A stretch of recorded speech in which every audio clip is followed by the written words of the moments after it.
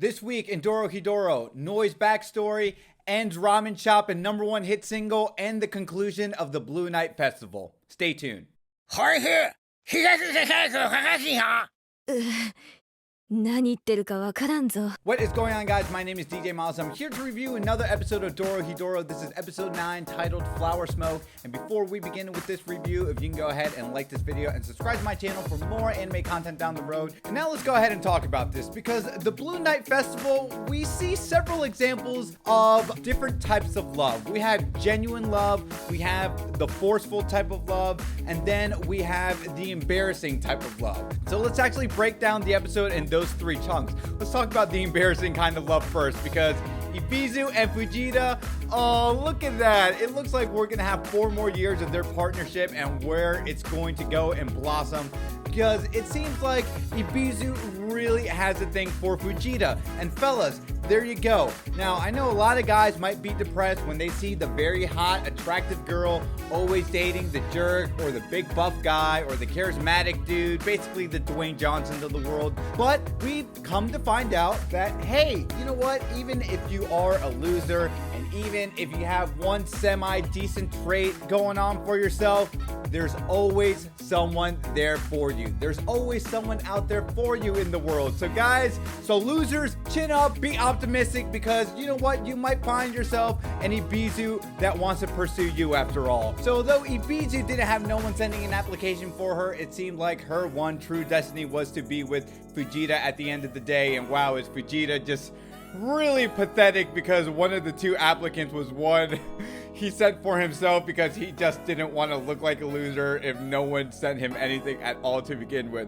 So we'll see where that relationship blossoms, but Fujita, please be careful with Ibizu, because she just loves eating random meat pies on the floor, right? So, and speaking of meat pies, let's go ahead and talk about the hit squad that was going to take down Shin and Noi, because if it wasn't for Kaiman and the gang who stepped in, they probably would have been gone. And it pretty much shows you, with a lot of preparation and planning, you can take down even the most powerful of sorcerers. So Baku and Yaku, they were the type of forceful love I'm talking about in this episode, because they really wanted to partner up with Shin and Noi. And we've come to find out in this Blue Night Festival, although there could be something as embarrassing and sincere as Shin and Noi's relationship or Ibizu and Fujita's relationship, you have the type of people out there who will do anything and everything that they can to force themselves onto you. So nothing really crazy about Baku and Yaku. We just know that, hey, Shin and Noi, they were powerful and they were going to do whatever it took to partner up with them. Which now leads into Noi's backstory, because Noi's backstory is very interesting. Who would have thought that she was going to encounter Shin, of all people, through a dine and dash situation?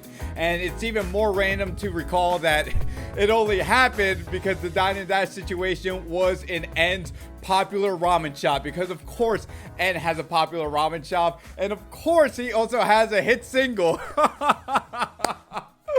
Oh my god, I just love how random this show is. And poor N, it looks like his ramen shop eventually closed down due to food poisoning, but gee, I wonder what could have been the cause of all that food poisoning. But anyway, Noi's backstory truly is fascinating, because prior to Shin showing up in this situation, we've come to find out that she was doing devil training. Now, why did she want to become a devil? I'm not too particularly sure. I guess it's due to the fact that Noi's sorcery magic, all she can do is really heal people. She's not really physically strong herself, and that's why we see her wear the suit of armor and climbing this huge tree, carrying a bat on her back. Her becoming a devil would probably grant her maybe some more physical feats prior to Shin training her, right? This is just me speculating here. And what additional powers would she have acquired from becoming a devil? Because that's the thing I'm just kind of perplexed on. So once you become a devil, after you give up sorcery magic for 1 entire year, you are going to acquire these newfound strengths and abilities, but they're not really explained, and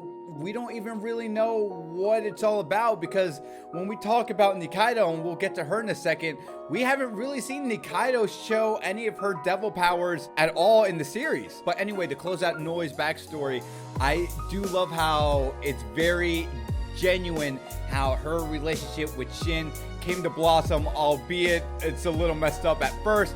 He ends up curing Shin. He's a cleaner for En. Noi eventually becomes a cleaner for En as well because she ends up using her sorcery magic 3 days prior to becoming a full-fledged devil, which is kind of annoying because of Baku and Yaku. But then you also got to realize we wouldn't have the fun antics that is Shin and Noi in this show, and I really like where they're coming from. I love rooting for the good guys in the show, but I really enjoy cheering on for the quote-unquote bad guys as well. Let's go ahead and talk about Kaiman real quickly, because Kaiman and the people that he worked for, Tandu and Fukuyama, if I'm saying his name right, we come to find out, well, his sorcery magic pertains with creating food. So what a amazing sorcery magic. I mean, guys, listen, I'm over here thinking, okay, if I had any magic and I can create food for the rest of my life, do you know how much money you would save?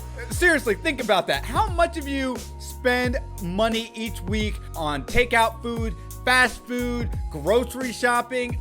Yeah, I think it's safe to say if I had any sorcery magic, I would definitely want the ability to create food, so I would save myself a lot of money. Let me know in the comments down below what you guys think about that. When Kaiman is just selling food at the Blue Night Festival, he comes across Risu because Risu is cured thanks to Noi's magic, and Noi was saved from Risu in the warehouse because she was locked up in that box. Now that Risu has a full-fledged body, he's instinctually in tune with Kaiman, and although we get both of them to develop a spidey sense for one another, before we get more answers, we're gonna have to find out next week what it could be all about. Quickly, the episode wraps up with Nikaido back at the hole with the rest of the gang because it's one of the doctor's birthdays. Happy birthday! And of course, Johnson, shocking, makes a beautiful cake for the doctors. All of them just tell Nikaido, hey, we know you're a sorcerer. Are you gonna kill us? Nikaido is quickly like, hey, don't worry, you don't have to worry about me. I actually really like you guys. And while they're all celebrating the doctor's birthday, one of the people who have been trying to find out the reportings of what happened to that smoke shop a long time ago that Nikaido broke into, it is indeed Nikaido who has sorcery magic pertaining with time or time manipulation. And En is like, oh, this is the person I fought off to get Risu. So what does En ultimately do? He inserts one of his magic mushrooms onto this voodoo doll that he created of Nikaido, and then in real time we see Nikaido's back just explode and this huge mushroom forms out saying, hey, you're the person I've been trying to capture the entire time. And then it cuts to En's face with all this grotesque mushrooms. And En, as comedic as he is also a very dangerous person that I definitely do not want to mess with. And that's how the episode ends. So guys, Flower Shop was definitely one of the most enjoyable episodes to date. I love Noi's backstory. And to bring it back to the Blue Festival, look at that. So we got our forceful type of love, we have our genuine and sincere type of love, and then we have our embarrassing type of love. And I'm glad all the people that we got with and partnered up in this episode now can blossom and complement one another. But guys, let me know what you thought about this latest episode of Dorohedoro. Did you like it? Did you hate it? Let me know in the comments down below. Don't forget to like this video, subscribe to my channel for more anime content.